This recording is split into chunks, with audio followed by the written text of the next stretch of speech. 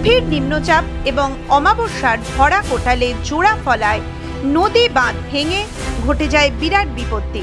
বাঁধ ভেঙে এলাকায় জল ঢুকে গৃহহীন হয়ে পড়েছে বহু পরিবার। দক্ষিণ ২৪ পরগনা জেলার পাথর প্রতিমা ব্লকের গোবর্ধনপুর এলাকায় প্রায় ৬০০ মিটার জুড়ে ভেঙে গিয়েছে নদী বাঁধ। ফলে নদীর জল হুহু করে ঢুকতে থাকে এলাকায়। জল ঢোকার কারণে প্লাবিত হয়ে যায় গোটা এলাকা। বহু বাড়িতে জল ঢুকে যায়। বিপুল ক্ষতির মুখে পড়ে এলাকাবাসী। ঘর ছাড়া এলাকাবাসীদের ঠাঁই হয়েছে রাস্তায়।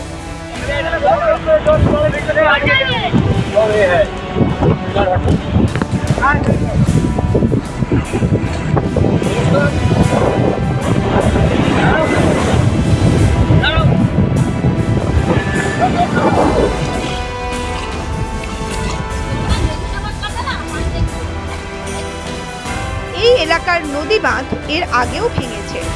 কোটি কোটি টাকা খরচ করে বাঁধ সংস্কারও করা হয়, কিন্তু বাস্তবে কাজের কাজ কিছুই হয় না, এমনই দাবি এলাকার মানুষদের। কদিন আগে পাথর প্রতিমার তৃণমূল বিধায়ক সমীর কুমার জানা প্রশাসনিক বৈঠক করে জানিয়ে দিয়েছিলেন তৈরি হবে রিং বাঁধ। বর্ষার সময় তার প্রস্তুতি শুরু করার আগেই সম্পূর্ণ ভেঙে গেল নদী বাঁধ। বাঁধ সংস্কারে পঞ্চায়েত কিছুই করে না, ভোট দেওয়া উচিত নয় বললেন স্থানীয় বাসিন্দা বাসন্তী দাস। আমাদের মানুষজন কেমন আছে দেখতেও আসেনি। অন্য সময় ভোট নেওয়ার সময় চলে আসে, তখন ভোট আনতে চলে আসে। এখন মানুষজন ডুবে গেছি, কি ঘর বাড়ি ডুবে গেছে, খাট পাট, ওই যে পাকার ঘরটার কোনো অবস্থা নেই। একটু করে জল, বাচ্চা টাচ্চা নিয়ে আমরা রাস্তায় বেরিয়ে গেছি।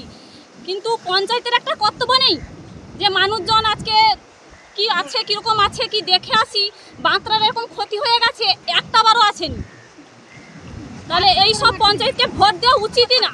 এমএলএ এসে বলে গেল যে কয়েকটা ঘর করেছে, তাদের ব্যবস্থা করো। পঞ্চায়েতকে বলেছে, পঞ্চায়েত কোনো ব্যবস্থা কোনো পাশে নিচ্ছে না। আরো বলছে যে কানের তলায় উঠে চলে যাবে, যেটা সেটা দেখবে। তাহলে পঞ্চায়েতের কি এইরকম কথা সাজায়? বাঁধ ভেঙে যাওয়ার পর এক ছুরি মাটিও দেওয়া হয়নি। গরমকালে কোনো কাজই হয় না, আর বর্ষা নামতেই এখন ঘটা করে কাজ করার উদ্যোগ নেওয়া হয়েছে। এই আগেই তো বাঁধ ভেঙে এলাকা জলে ভেসে গেল। তৃণমূল বিধায়ক প্রতিশ্রুতি দিলেন বাঁধ তৈরি হবে, আর বর্ষার সময় কাজ করার অর্থই হলো দুর্নীতি করা। তৃণমূলের বিরুদ্ধে ক্ষোভ উগরে দিলেন স্থানীয় বাসিন্দা রবিন বেরা। আর কি বললেন তিনি?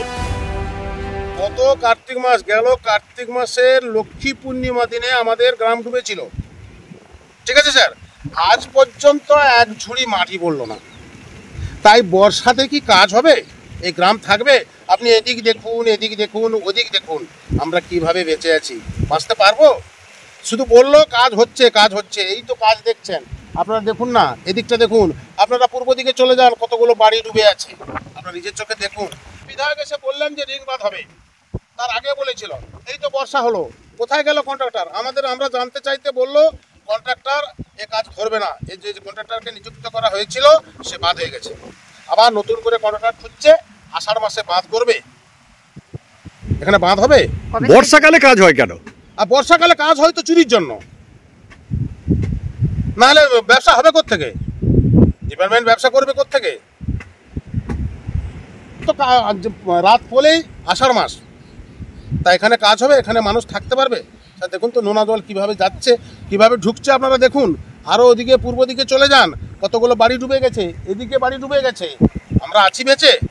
আপনারা আগে কাজের কথা বলেনি? যখন কতবার বলেছি, কতবার আবেদন করেছি, কতবার এমএলএ তো বলছে কাজ হবে, কাজ হবে, কাজ হবে, কাজ হবে, কাজ হবে। এই আষাঢ় মাসে কাজ হবে? এই বর্ষা আসতে কাজ আসছে, এর আগে কোনো কাজ আসেনি। গত কার্তিক মাস থেকে বাঁধটা ভেঙে পড়ে আছে। বাঁধ মেরামতি করার জন্য 1 কোটি টাকা দেওয়া হয়। তৃণমূলের নেতারা প্রশাসনের একটা অংশকে হাত করে সেই টাকা নয়ছয় করে। অভিযোগ এমনটাই।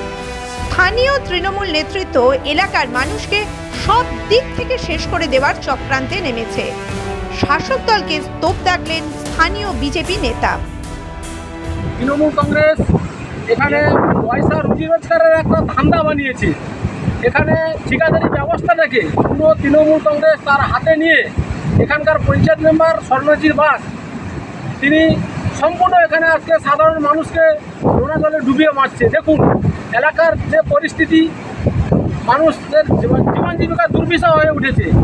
আজকের এই নদী বাঁধ নিয়ে তৃণমূল কংগ্রেস রাজনীতি করছে, এলাকার মানুষকে এইভাবে দুর্ভোগে ভোগান্তি দিচ্ছে।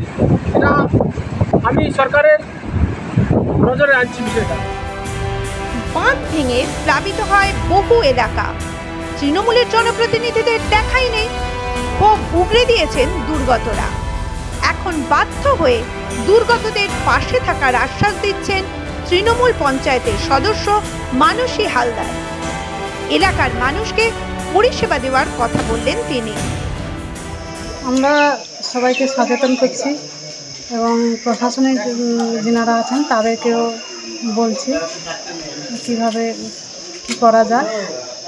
মানুষজনকে যেমন আমরা আমাদের থেকে বার্তা যাচ্ছে তিনারাও যেন মানুষের কাছে পৌঁছে যান, মানে মানুষকে সেখান থেকে তুলে আনতে পারে অন্য জায়গায়, নিরাপত্তা জায়গায়। এভাবে আমরা মানুষের বালি কয়লা গরু পাচারের সঙ্গে জড়িত তৃণমূলের নেতাকর্মীরা। সরকারি চাকরি বিক্রিতেও শাসক দলের নেতারা সিদ্ধহস্ত।